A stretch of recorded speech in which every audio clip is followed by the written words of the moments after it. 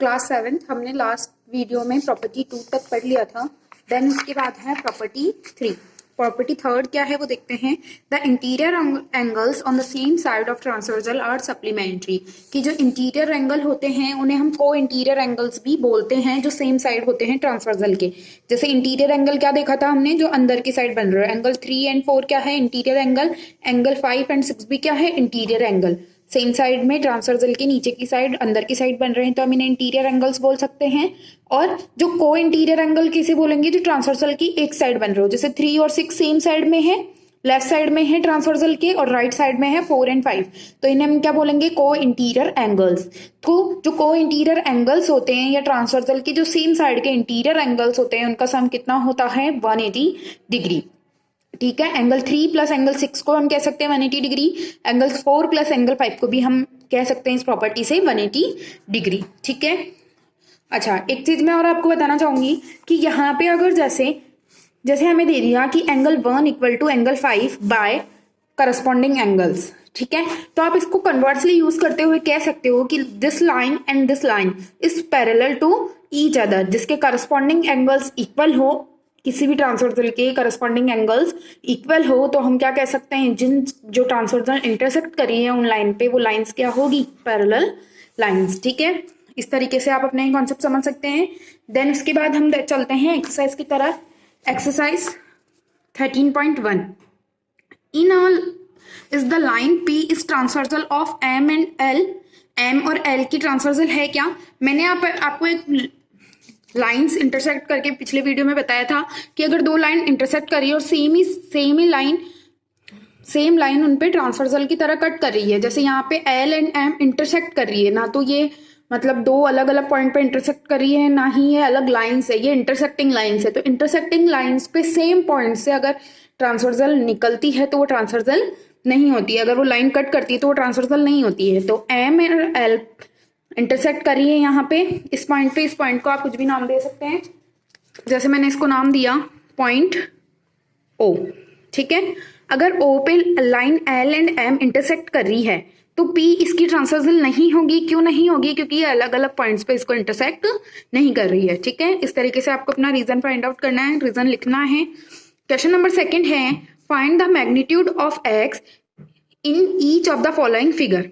इन figures में आपको x का मैग्नीट्यूड या x का मेजरमेंट फाइंड करना है। मैग्नीट्यूड से किसी को भी कंफ्यूज नहीं होना है। मैग्नीट्यूड का आपके एंगल्स फॉर्म में मीन्स होता है मेजरमेंट की एक्चुअली उसका मेजरमेंट कितना है, कितना वो ओपन हो रखा है। ठीक है, तो देखो फिगर ए के अंदर देखेंगे लाइन L एंड M है, उसको ट्रांसवर्सल करने वाली ये लाइन है, ट्रांसवर्सल लाइन हो गई है। तो यहाँ पे जो एंगल्स हैं वो क्या हैं, करस्पॉन्डिंग एंगल्स। और हमने एक प्रॉपर्टी पढ़ी थी कि करस्पॉन्डिंग एंगल्स क्या होते हैं, इक्वल। तो हम लिख सकते हैं L and L lines are parallel, and इसको हम नाम दे देंगे M, N is transversal. So angle X and angle, इसको भी आप नाम दे सकते हैं एंगल 1 एंड 2। अगर आपको कंफ्यूजन हो तो angle 1 and 2 are corresponding angles. और अगर ये दोनों करस्पॉन्डिंग एंगल्स है तो करस्पॉन्डिंग एंगल्स इक्वल होते हैं। तो एंगल 1 इक्वल टू एंगल 2। तो एंगल 2 का मेजरमेंट 65 है तो एंगल 1 का भी कितना होगा, 65 डिग्री। बस डायरेक्टली आप कह सकते हो कि ये करस्पॉन्डिंग एंगल्स है और करस्पॉन्डिंग एंगल्स का मेजरमेंट इक्वल होता है, तो एक्स का भी मेजरमेंट क्या हो जाएगा, 65 डिग्री। ठीक है, देन उसके बाद है बी में क्या है, देखो यहाँ पे आपके पास बन रहा है एक्सटीरियर। नेक्स्ट फिगर में हम देखेंगे ये क्या है, हमारे एक्सटीरियर एंगल यहाँ पे जो फॉर्म हो रहे हैं।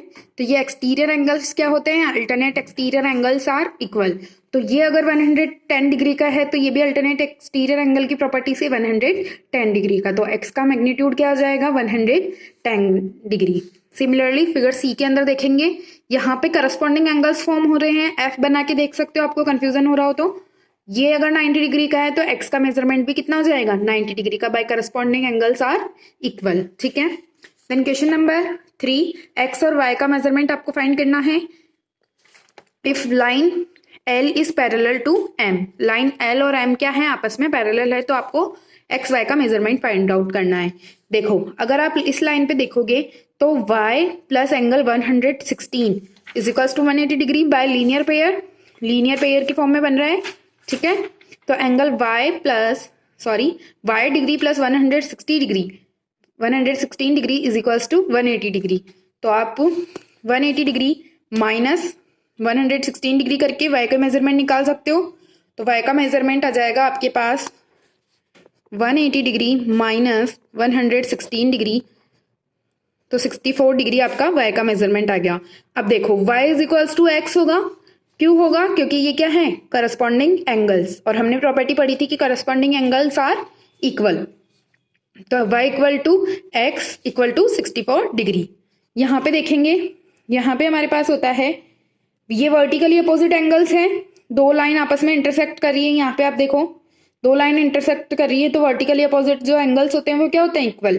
तो y का मेजरमेंट हो जाएगा 100 डिग्री। y का मेजरमेंट अगर 100 डिग्री है तो x का भी 100 डिग्री होगा, क्योंकि ये क्या है, अल्टरनेट एक्सटीरियर एंगल, बाहर की साइड बन रहे हैं लाइंस के ऊपर की साइड, और अल्टरनेट साइड में बन रहे हैं, तो क्या होगा, अल्टरनेट साइड में बन रहे हैं, तो ये एंगल्स इक्वल। तो by the property of alternate exterior angle y equal to x equal to 100 degree. Okay, example third में देखेंगे, क्वेश्चन नंबर थर्ड में y का मेजरमेंट आप सिमिलरली लीनियर पेयर से निकाल सकते हो, जैसे हमने ए पार्ट में निकाला। यहाँ पे लीनियर पेयर से इसका मेजरमेंट आ जाएगा y degree plus 110 degree is equals to 180 degree, ठीक है। तो y का मेजरमेंट आ गया हमारे पास 70 डिग्री। 70 डिग्री इसका y का मेजरमेंट आ गया। तो देखो ये हमारे पास वापस से बन रहा है करस्पॉन्डिंग एंगल्स, क्योंकि f की फॉर्म में बन रहा है, ये देखो f फॉर्म हो रहा है यहाँ पे। तो angle y equal to angle x equal to 70 degree, ठीक है। इस तरीके से आप अपना क्वेश्चन नंबर 3 कर सकते हो। क्वेश्चन नंबर 4 में बताना है, in the adjacent figure line L and M are parallels, name the following pair of angles, की जो पेयर्स आपको नीचे गिवन हैं उनके कौन कौन से एंगल्स है वो आपको इसमें बताना है, ठीक है।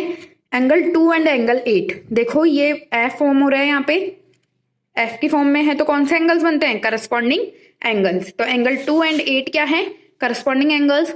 एंगल 3 एंड 7 क्या है, ये सेम साइड में बन रहे हैं, इंटीरियर अंदर की साइड बन रहे हैं, तो इंटीरियर एंगल होंगे। तो interior angles on the same side of transversal are co interior angles. तो एंगल 3 एंड 7 क्या होंगे, co interior angles. Angle 4 and angle 6 के बारे में बताना है, वापस से उल्टा F फॉर्म हो रहा है, तो F फॉर्म हो रहा है तो क्या होंगे, ये करस्पॉन्डिंग एंगल्स। तो 4 एंड 6 भी क्या है, करस्पॉन्डिंग एंगल्स। 1 एंड 7 के लिए देखेंगे, वापस से उल्टा F की फॉर्म में उल्टा F फॉर्म हो रहा है आपके पास, तो एंगल 1 एंड 7 भी क्या होंगे, करस्पॉन्डिंग एंगल्स। इस तरीके से आप अपना क्वेश्चन नंबर 4 सॉल्व कर सकते हैं। क्वेश्चन नंबर 5 है, from the figure given on the right side name the angles which is vertically opposite to AMN, angle AMN इसके वर्टिकली अपोजिट। तो अगर ये दो लाइन इंटरसेक्टिंग लाइन्स है तो इसका वर्टिकली अपोजिट एंगल ये वाला। तो angle PMB is vertically opposite angle of angle AMN, ठीक है। देन उसके बाद है alternate exterior angle to CNQ, इसके आपको अल्टरनेट एक्सटीरियर एंगल बताना है। अल्टरनेट एक्सटीरियर एंगल अगर, तो ये वाला हो जाएगा एंगल PMB, ठीक है। देन उसके बाद थर्ड पार्ट है करस्पॉन्डिंग टू BMP है आपके पास यहाँ पे BMP ये वाला एंगल, और इसका करस्पॉन्डिंग देखना है आपको। तो करस्पॉन्डिंग जो F की फॉर्म में बन रहे होते हैं, तो ये वाला, ठीक है। यहाँ पे जो करस्पॉन्डिंग F की फॉर्म में बन रहा है, देखो उल्टा F फॉर्म हो रहा है, मेरे को दिख रहा है यहाँ पे। तो angle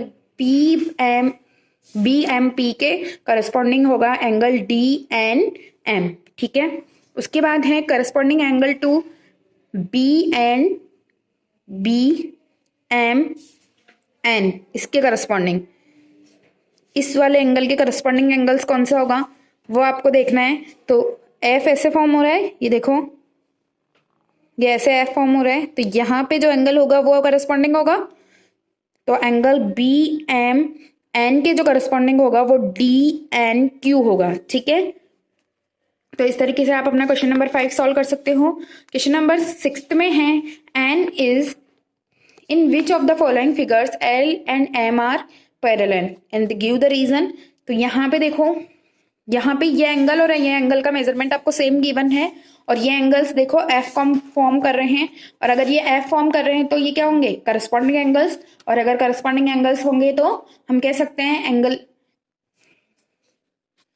angle 1 and angle 2 are corresponding angles and that are equal. So a line segment line L and M are parallel lines. इस तरीके से आप फिगर बी और सी में देखेंगे कि किस रीजन से आपके ये इक्वल हो रहे हैं या नहीं हो रहे हैं। फिर भी किसी को कुछ डाउट है तो आप लोग मेरे से कंसल्ट कर लेना।